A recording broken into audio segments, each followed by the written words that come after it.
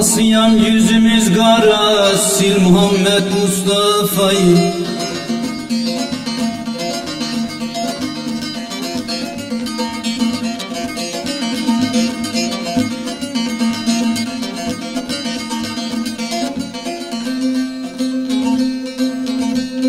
Asılar derdine derman kıl Muhammed Mustafa'yı. Mustafa.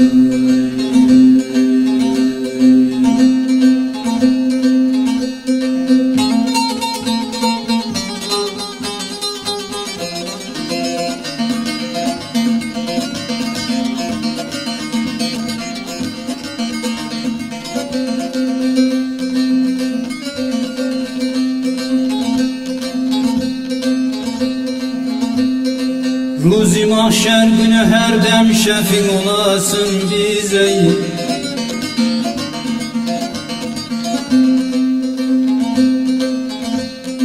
Gittiğin miraç hak için ya Muhammed Mustafa.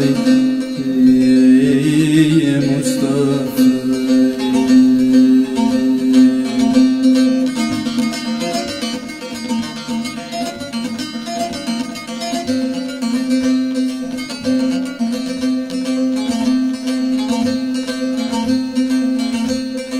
Hatayın isyan içinde yüz vurur Hazretine.